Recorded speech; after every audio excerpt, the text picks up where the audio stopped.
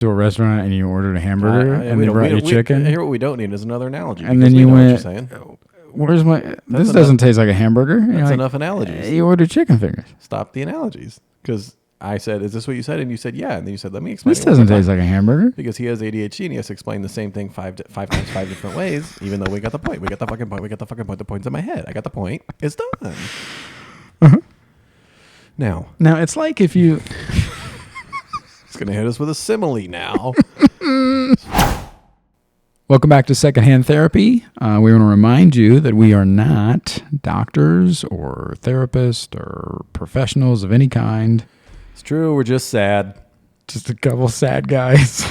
Just a couple sad boys going through it. Just sad. Thanks for being back with us, my little bear cubs. Oh, yeah. It's been a week. It's been a week. Subscribe to the channel. We love you. Let's get started. I go fuck. What else, dude? I didn't want to be here, you know?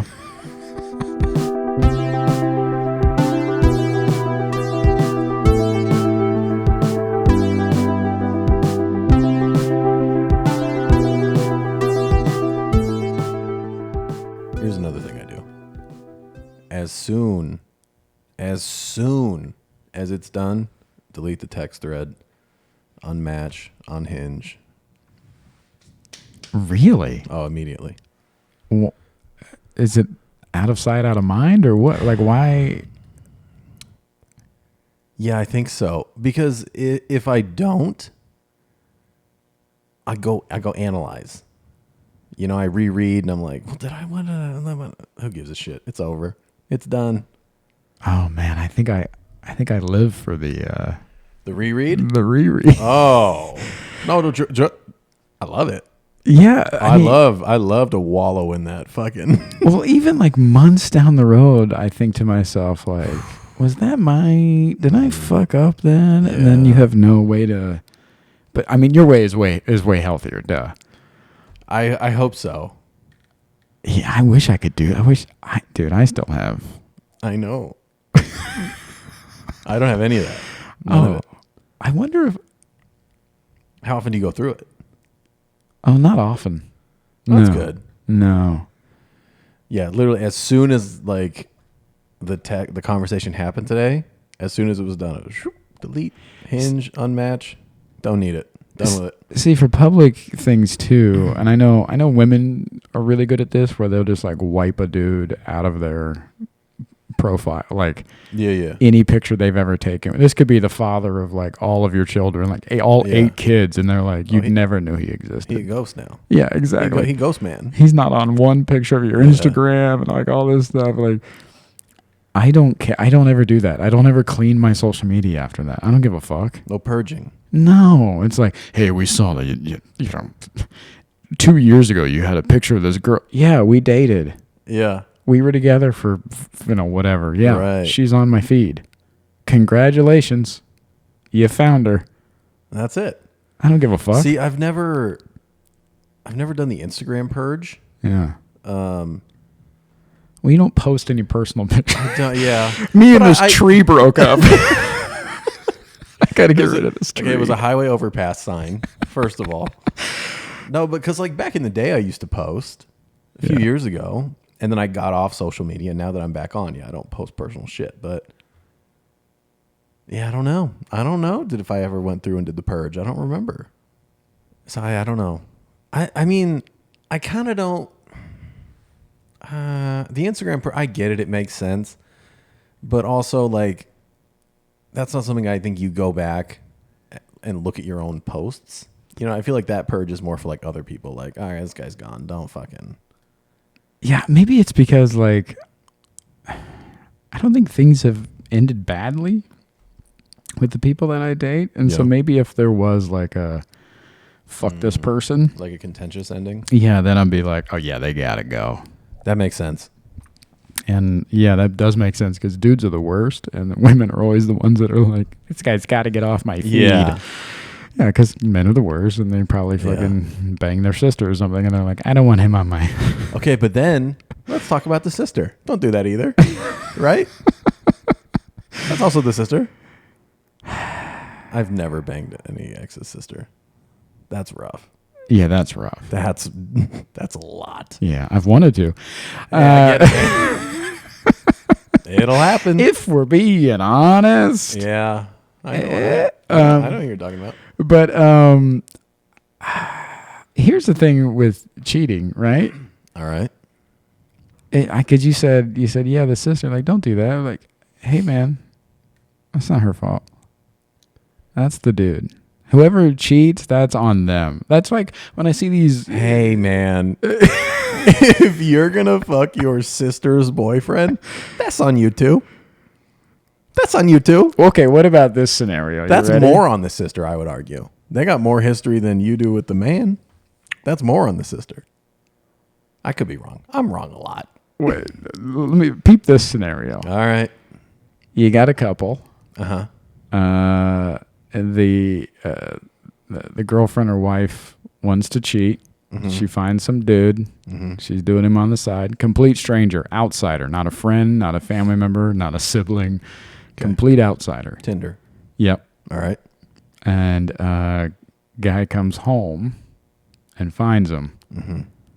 Does he have a right to fight that guy?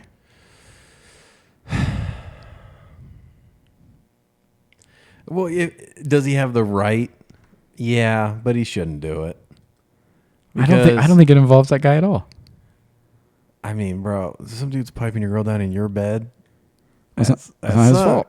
It sucks. It's not his fault. We have to assume he knows. Sometimes they do. Yeah, I do think I get it if you're gonna fuck that guy up. I get it, but yeah, it's not his fault. Yeah, that's why I'm always confused. That's your girl stepping out. Yeah, I'm always confused with that when you see it in movies or stuff like that. We're like, I'm gonna fucking kill this guy. Why? Because you're in pain and you're emotional, and that's what you do. You go after the threat rather than the thing that ripped your heart out.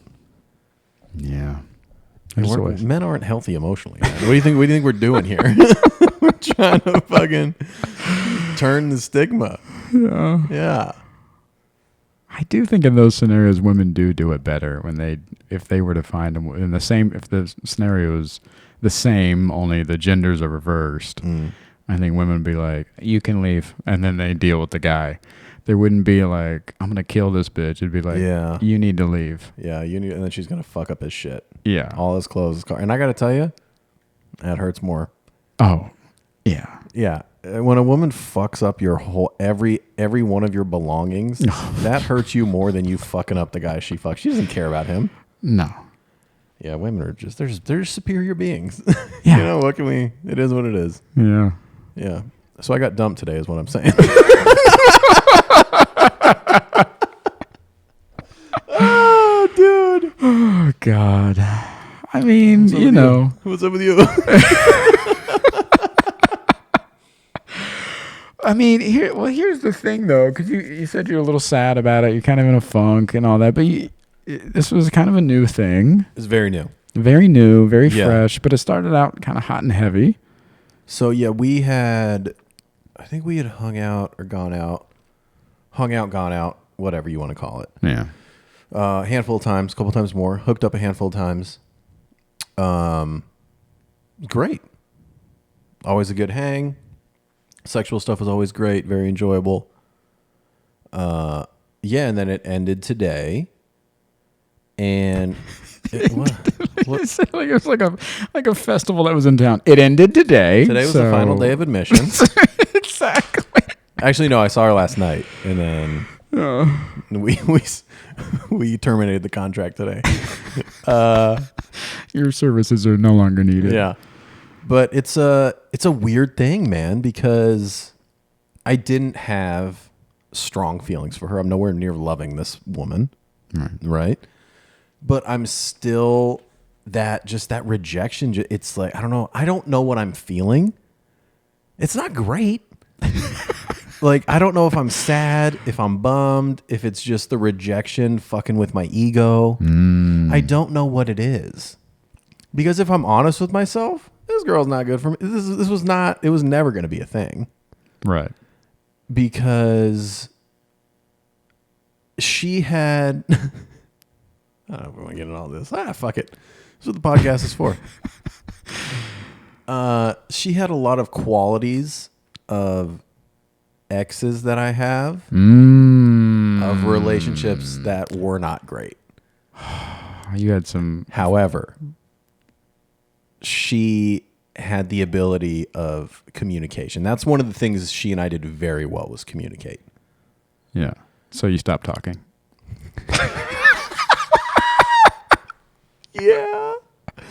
Deleted the text thread and unmatched on the Hinge. Oh, buddy. Yeah. So yeah, you had a little Frankenstein monster going on. I get, yeah. Well, a little piece of this, little piece of that. You can't act them all, and you're like, I guess. look at this. Look what I found. I guess, man. And she was bodied up, dude. You know, I told you that. This girl, her body was fucking unreal. I told her that too. I was like, just so you know, body's unreal. Just so you know. I like to think that's the first thing you say when you meet. Hey, how are you? Hey, just real quick. Just so you know. Body's unreal. Body's unreal. After the first time we hooked up, like, yeah, she's naked. And I was like, I gotta tell you real quick. Body's unreal. Real digging the body. 10 out of 10. Would like, recommend. Thank you. Like, yeah. Would you mind if I painted you real quick? Yeah. With my tongue. Yeah, so it's a weird thing, man. Yeah. I don't know what it is, if it's just like my ego just dealing with rejection. Yeah, you know? Is that what it is? We know what it is, yeah. But man, maybe this is where I don't have as much self-awareness as I think, because who gives a shit? You know? She's one of how many women in LA? Mm-hmm. Like, who gives a shit? Because it doesn't have anything to do with her. It has everything to do with you. And acceptance and rejection and love and all these things. So I should have ended it first, is what you're saying. Absolutely. Yeah. What you have to do is fuck her sister now. No. She's got two of them. Uh-oh. Let me tell you something. You got a body like your sister, and it's unreal. And it's unreal. Real quick, body's unreal. That's so funny. No, but obviously it has nothing to do. I mean, it does, but it doesn't. That rejection and everything you're feeling is all ego, and it's all inward. It's not outward. So when you're saying this idea of like, she's one of a million. Yeah, but one of a, not one in a, let's be clear. Sure. For the listeners. Well, with a body like that, I mean, body's unreal. Body was unfucking real. But yeah, so it is more so about, it's not about that. It's not external, it's internal. Cool. Yeah. Super tight. So work on that. Work on being a human. Yeah, just work on doing it. Hey man, just work on being cool, dude. Hey man, dude, this is why I'm in therapy. I'm just trying to be a better man. That's literally the reason I'm in therapy. And it's so fucking hard. You know, it's exhausting. And it's also, here's the thing. Mm-hmm. Again, I get it. Who gives a shit? Doesn't matter. It is what it is. It's a little defeating to have worked on myself this much, put effort into having like clear and open communication, and then it still just dies off. And I get that's like not everybody's compatible, right? Right. Also, I haven't dated in fucking like 4.5, 5 years. So I'm like actually dating now. Bro, this shit sucks, man. Yeah. I don't like it. It's so draining. It's like you put this effort in to like communicate and be honest and try to be vulnerable and open yourself up for connection. And then it doesn't work out. And you're like, well, what the fuck's the point? I gotta do this again? Ah, cool, man. The fuck that? You know?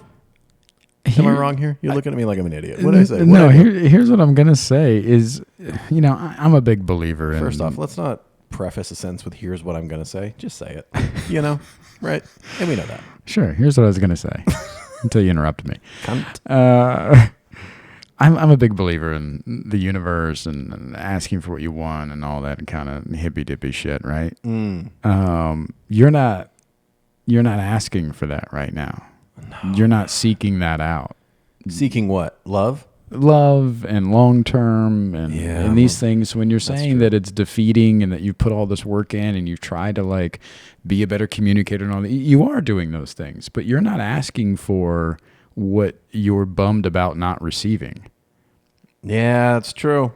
Yeah, that's true. So you really got to focus on like, what am I after, and be more clear with yourself and others. And you are, but more so with yourself. That way you set these expectations up in the pregame instead of now in these moments where you're like, what the fuck, dude? And you're like, well, yeah, but that's not what you wanted anyways. So you're saying I didn't go into it with the intention of a long-term thing, and now that it's over, I'm like, well, this didn't work out. What the fuck? Exactly. Yeah, that makes a lot of sense. You went to a restaurant and you ordered a hamburger and they brought you chicken. Here, what we don't need is another analogy. And then you went, what you're saying.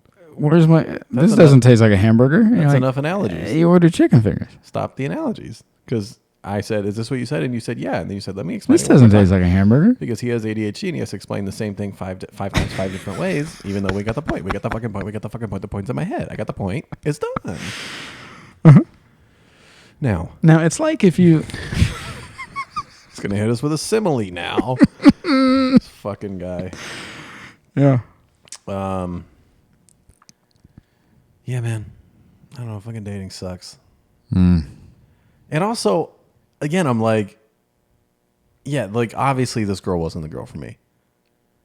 But why can't my ego understand that?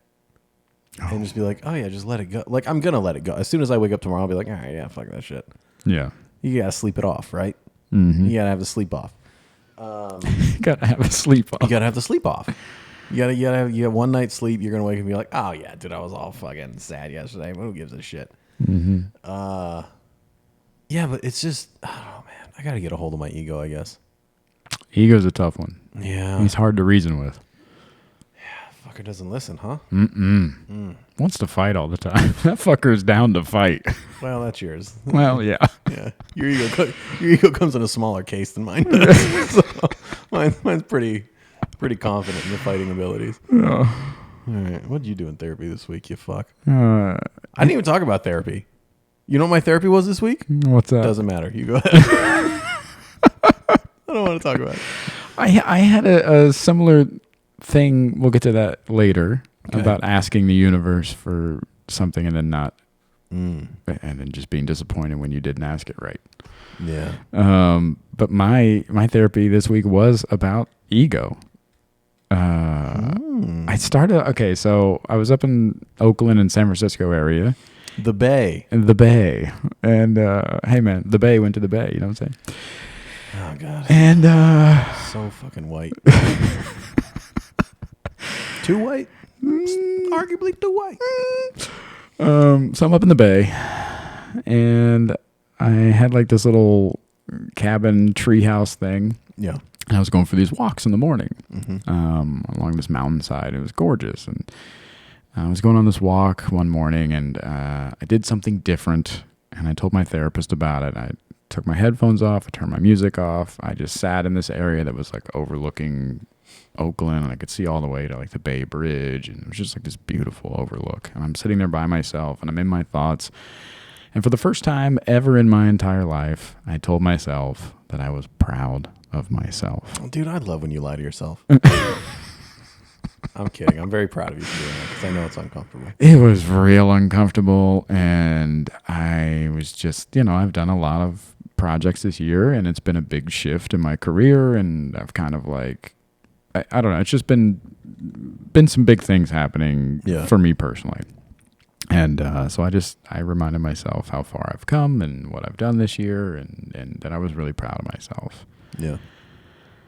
And I told my therapist I was trying to believe that.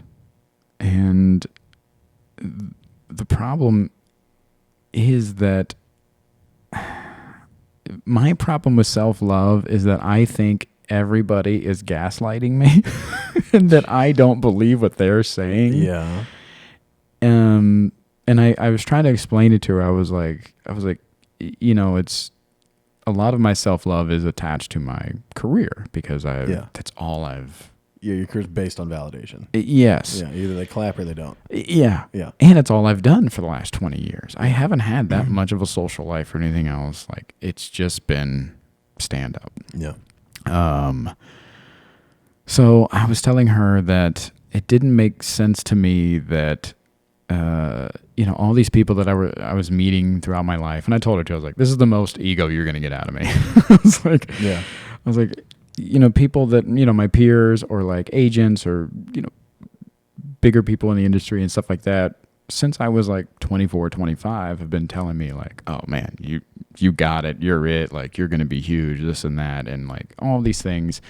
And they've been really nice and kind to me throughout the years. Mm-hmm. And yet here I am in the same feeling like I'm in the same position that I've always been in. And I haven't really moved up the ladder that much. And if all of these things are true, if what they're saying is true, that I'm this funny and creative and like all these nice things that these people are saying, then why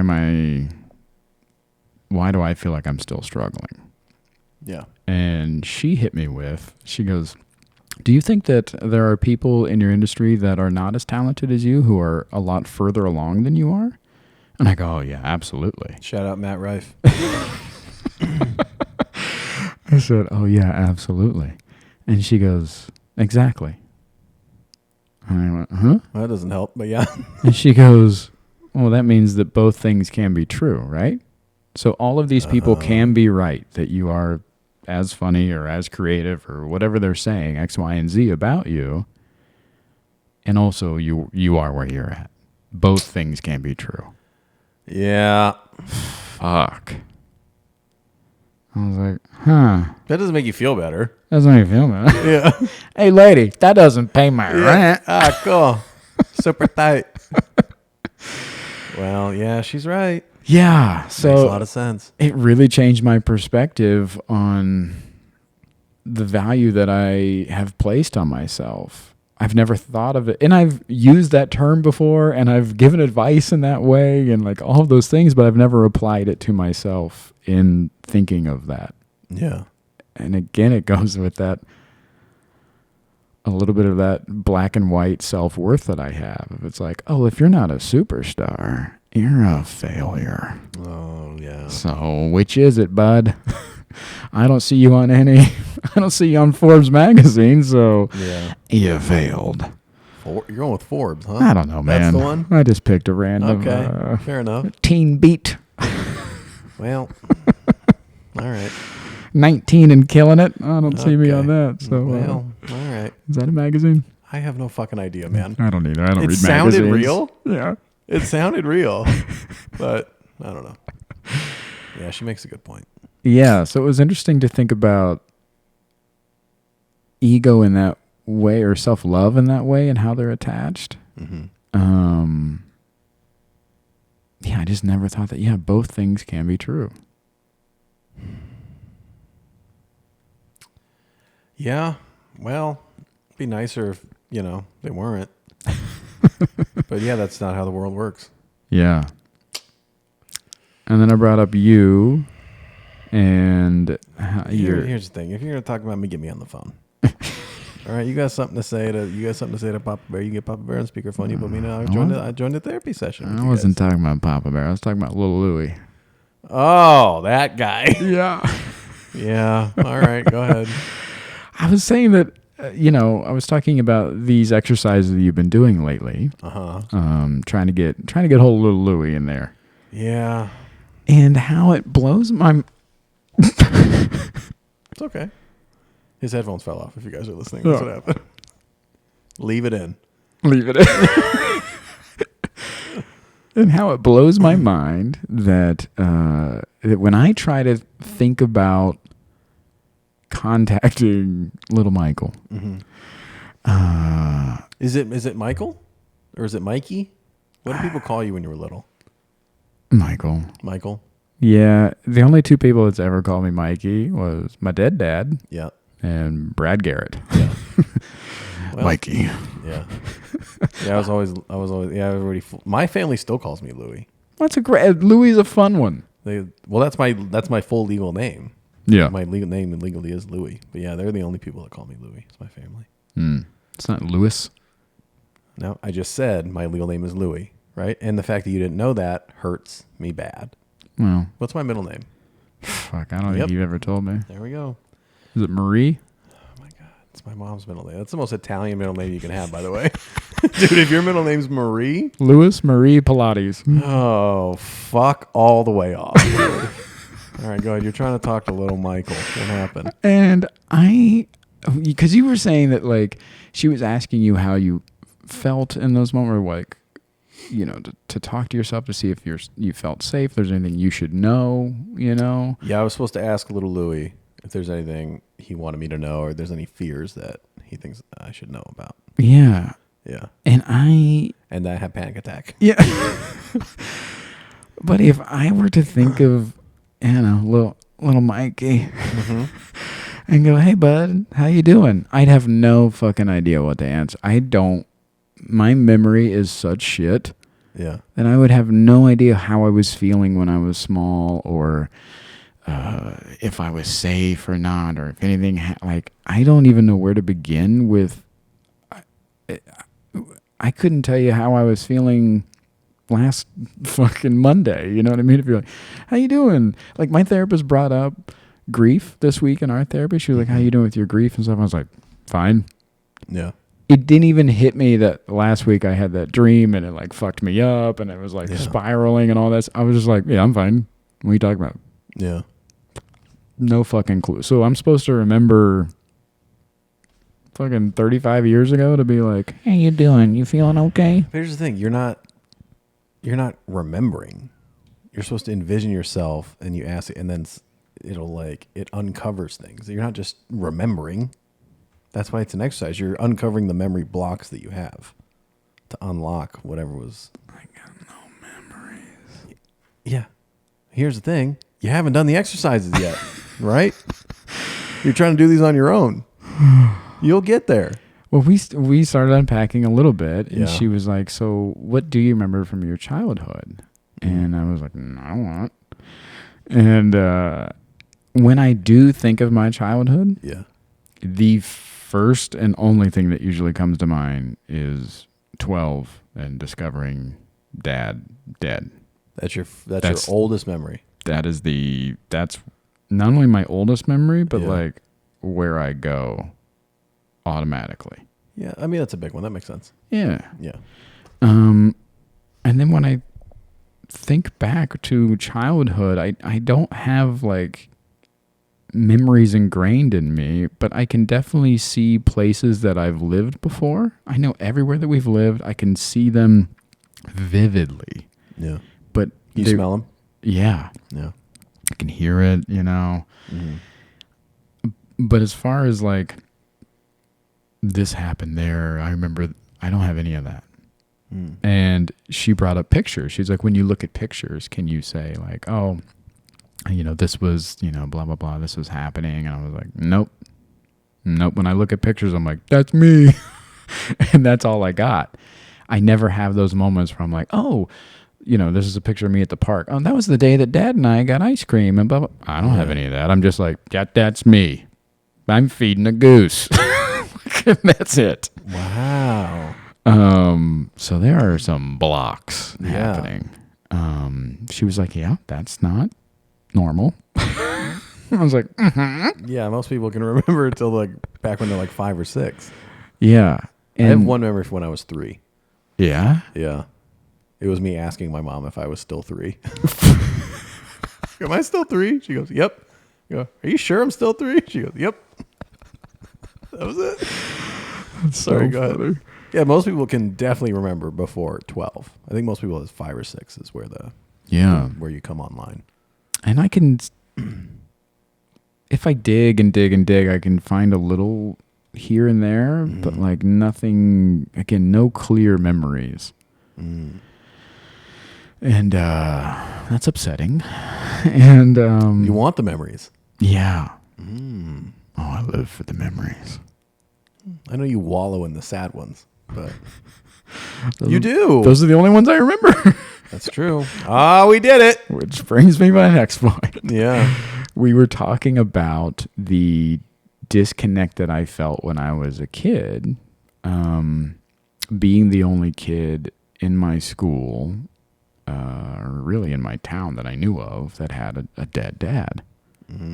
I was just kind of like, I was the only one that I ever knew about. So that feeling that I was talking about in the last episode about that unrelatable grief that I feel like I carry in the circles and stuff like that of my friends and family, that's it. That it stems all the way back to little Mikey feeling like nobody else can relate to this. And she was asking more about my childhood, she goes, when you talk about it, it seems like it's either really fun and great because I would have parties and I would have friends over all the time. Like my house was the hangout. There was always sleepovers and people there and stuff like that. I think my mother felt bad that I was an only child and she would kind of compensate for that. So there was always people at my house. So she goes, it's either like really fun and great or filled with grief and loss. No middle ground. No middle ground. And that's how you operate now. Exactly. It's either all perfect or it's all shit. Interesting. Stems all the way back to old little Mikey.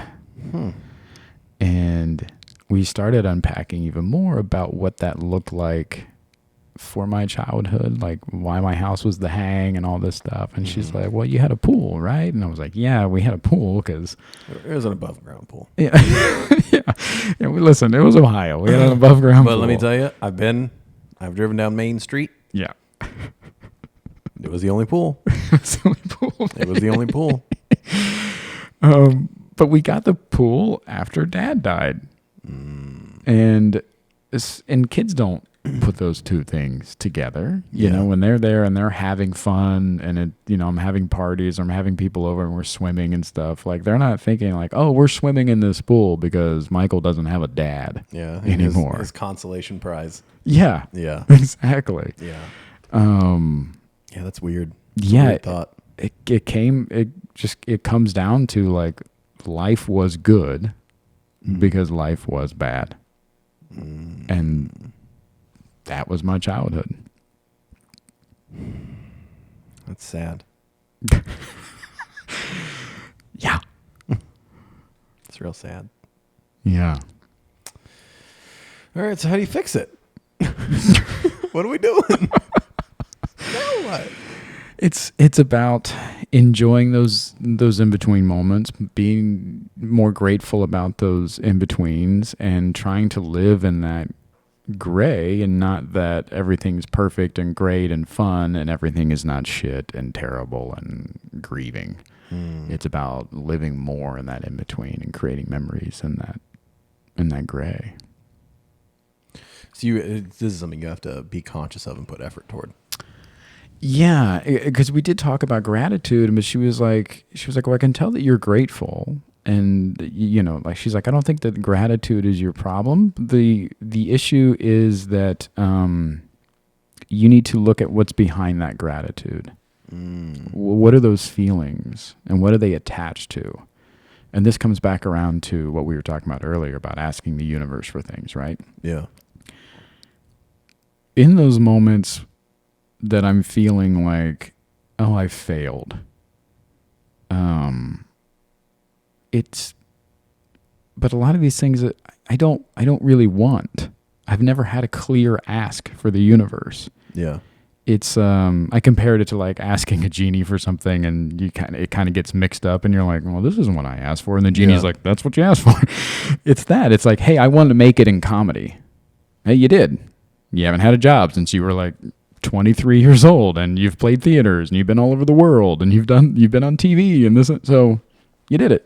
You made it in comedy. Yeah. I'm like, yeah, but like not like this. Right. Yeah. It's about being more clear about your ask and envisioning what that actually looks like and what you really want in life and in your career and everything else. Relationships. I don't know what I want. Go ahead. But more so, again, taking that step further and going, what are the emotions behind that? why do I want that? How would that make me feel? And what is that actual emotion that I'm chasing? You know, like, oh, if I had this, I'd be happy. Well, why would that make you happy? And is there another way to get that? Or how would you even know? Because again, a lot of times we get this chasing effect, right? Yeah. We think in our minds, like, if I could just have this, I would be, you know, if I just had that. Then you get that and you're like, oh, but I need this now. If I could just, and it's a never ending fucking always cycle. Something more. Always something more. Yeah. So being more clear about your ask and really being as specific as you can about what it is you want and how would that make you feel and why that's important. And that's what I need to work on, because I've had these kind of loose ideas again throughout. You know, I want to be fucking okay, got it. Yeah. I'm not like that. Yeah. Okay, well, dummy, fucking Yeah. figure it out, and then Yeah. ask and pursue. Interesting. Yeah, it sucks. Yeah. Sounds fucking terrible. Yeah. You know. Yeah, it's just you know, always working. Dude, it's so like whenever I think about like all the therapy we're doing and then we come on here and we fucking unpack it again. Dude, it's exhausting. Yeah. That's your whole thought? Yeah, and I'm just like, the thing is, like, the work is never done. Yeah. This is a lifelong maintenance. Maintenance is a great way to put it. Oh my God, dude. Yeah. Dude, why is life so fucking hard? You know?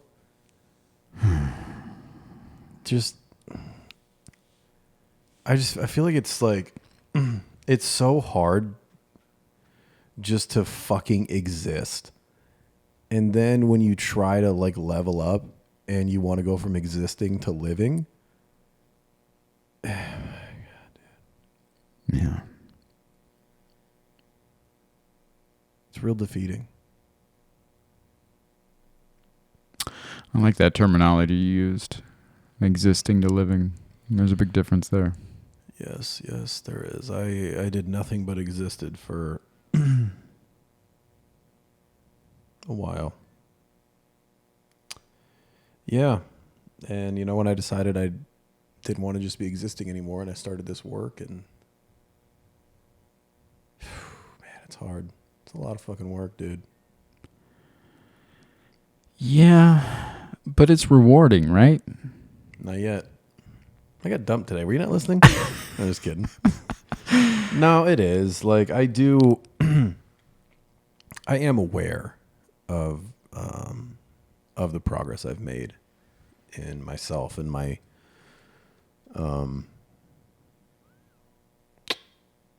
I hate the word journey because it's so fucking overused now, but like I'll say my journey. In my journey of being the man that I think I deserve to be, and I think I'm capable of being.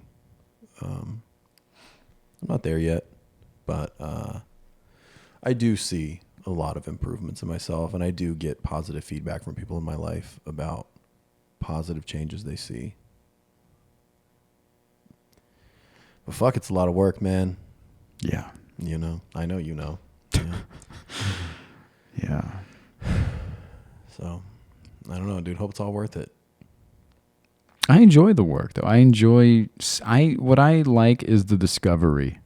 That's the dumbest thing I've ever heard you say. Really? You like the work? I fucking hate it. That wasn't dumb. You know what? I don't relate to it. That wasn't a dumb thing to say. I'm sorry I said that. You don't like the discovery part is so fascinating with me. Like uncovering these, again, like this week with that whole idea of like things were either really fun or grief and terrible, and like there was very little in between, and how I've kind of adapted that to different parts of my life and personality. Mm-hmm. I think that is so fucking interesting. And what do you do with it? Now you know. Cool. You keep that chat thread and you go over it and you figure out where you fucking went wrong. You delete the message thread immediately because I don't need it anymore. I still can't believe you do that. Yeah. I mean, okay, let's unpack this a little bit because I can tell you're bummed. I am bummed. Why am I bummed?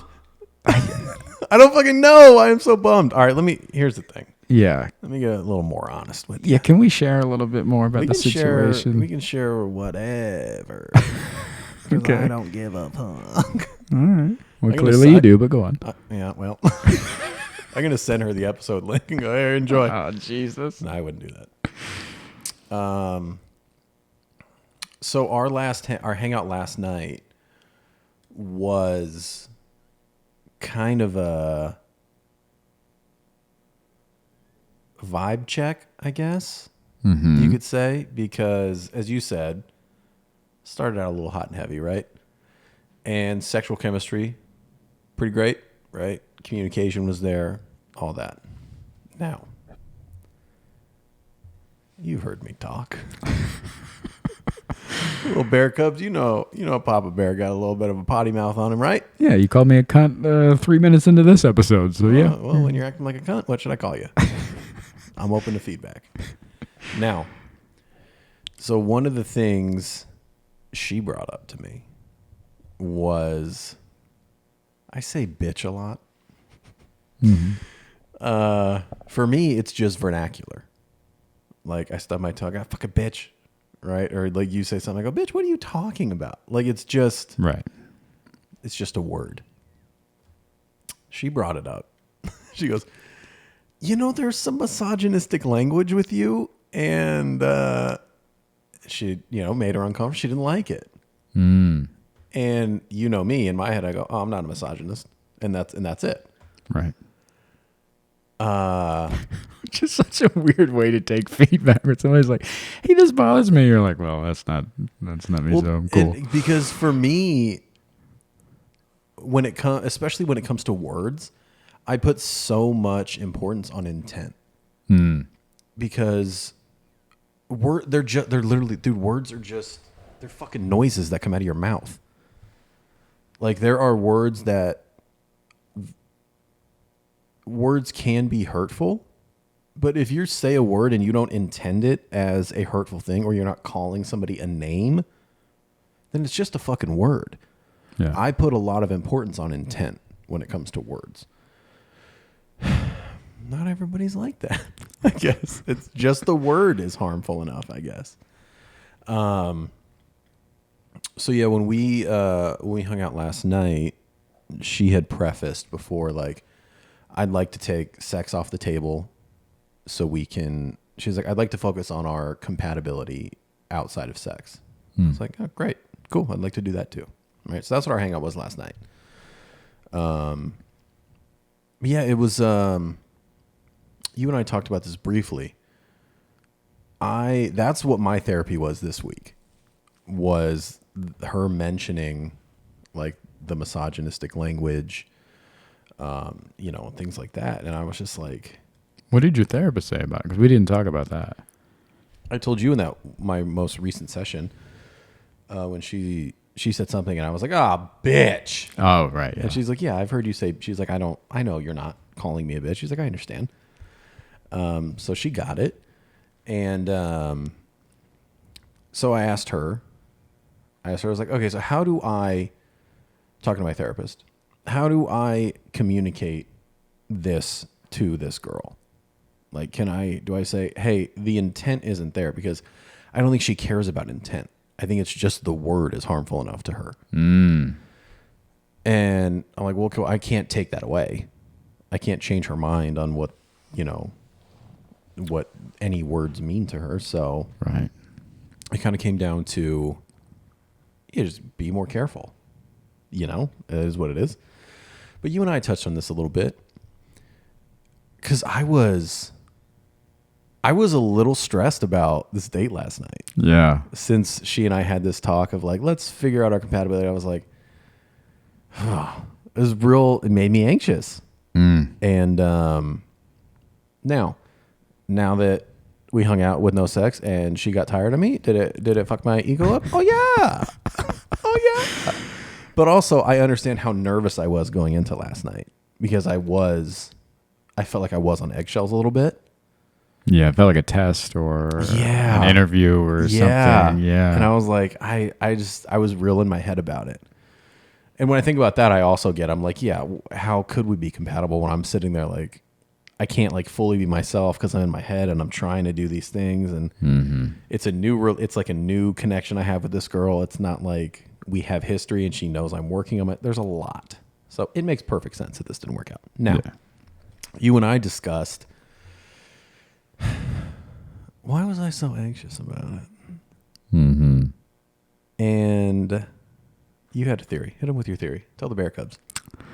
I think that you were anxious and feeling on edge because it had a little bit of ego, but it was more that you were trying to prove that you are somebody different than who she had in mind. Because she's pegged you for, again, this person uses misogynist terms or whatever that she's, and you're like, well, that's not me. And now you are trying to show up and be this other version of yourself to show her, to prove that like, oh, I'm not the guy you think I am. And now you have to like feel like you're presenting in a way instead of just being yourself and doing this. Yeah. And I think you're right. Because that's where last night I was so in my fucking head. I was like, I'm not going to be somebody I'm not. But balancing that of like, I'm not going to put on a persona. But I also need to be aware that my vernacular is affecting her. And finding the balance between those two things of still being myself, but still being aware of what's coming out of my mouth can affect her in a way that I've never sat across somebody and it's affected them that way. Mm-hmm. Trying to find the balance was very, very difficult for me last night. And it was a weird thing. And I still look back and I'm like, because that's what my therapy was this week, was like, how do I go into this in a genuine way and still be myself? Because I mean, you know, I'm not gonna change who I am for anybody. Right. I don't give a fuck about that. Yeah, it was a weird, stressful week for one fucking date. Now. Yeah. I don't like the look on your face, but go ahead. Looking back, now that you did that, you played nice, you presented yourself in a way that you think that she would want you to be. I didn't say any of that, but go ahead. I don't think I played. I was trying to be more aware of my words. Well, yeah, that's... Okay, I feel like you're saying I was being somebody else. I wasn't being anybody else. No. I'm just saying, well, you weren't being yourself because yourself says bitch a lot. And you were very being aware of that. So... I called Siri a bitch last night. Because I had the nav on to get to the restaurant and she was talking and Siri was like, turn left, turn right, U-turn. And I was like, I don't know what this bitch is doing, but please keep talking. I'm listening to you. And I was like, fuck it. You're like, strike one. I know. I was like, there it is. All right, looking back. You know, you played along. Uh-huh. And it still didn't work out. Yeah. How does that make you feel? Thinking about future events like this.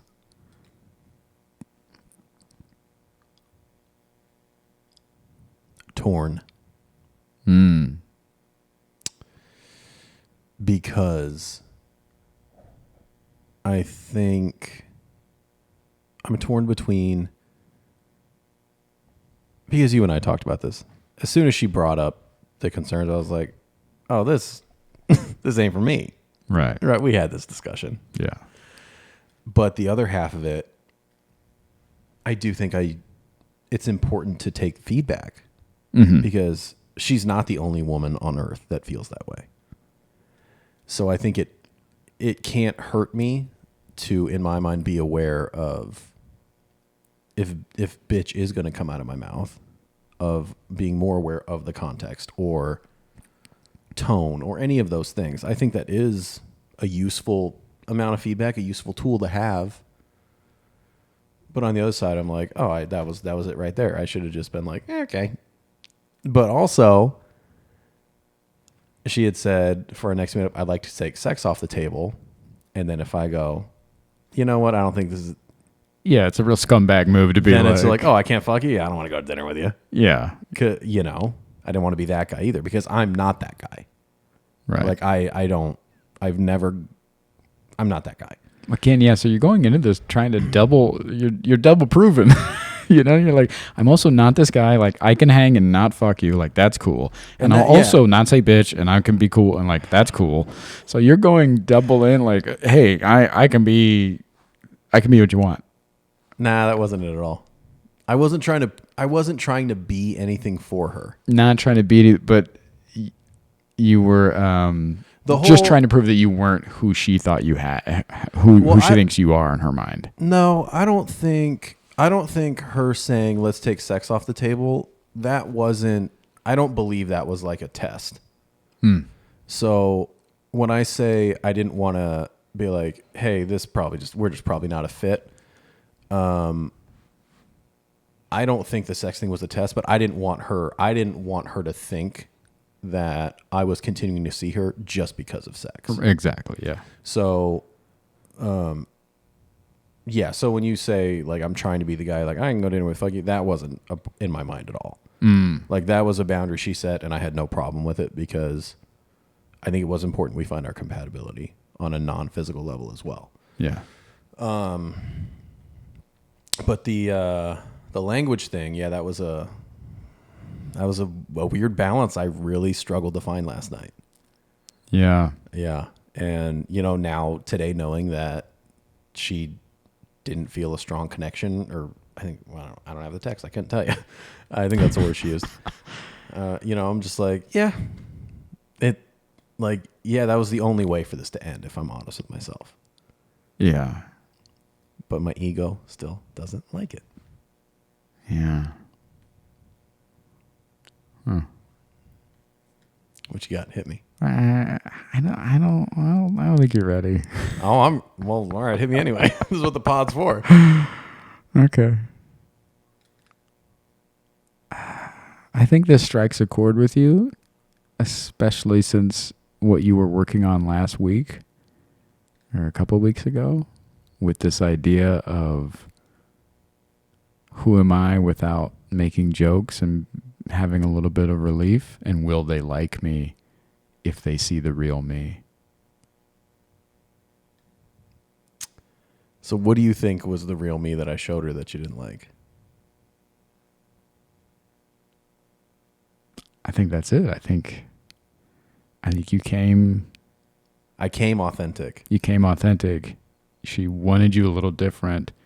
It took you outside your comfort zone. You tried to be a little different for her. It didn't work out. And so... I don't think I tried to be a little different for her. I think I was just trying to be aware of the consequences of my words. Yeah. So you're saying that's me trying to be different and not adapting to sensitivities in the world? Because you're consciously doing it, right? Everything I learn in therapy, I would try to consciously implement. How's it different? Because you're being so aware that you're changing your vernacular. Okay. You're doing that for her, not for you. That's the difference. Yeah, that is true. It wasn't for me. These things that you're implementing in therapy are for you. Her asking you not to say bitch or use that kind of language is for her. You just did it. Cracked it wide open, didn't you? Yeah. So now what?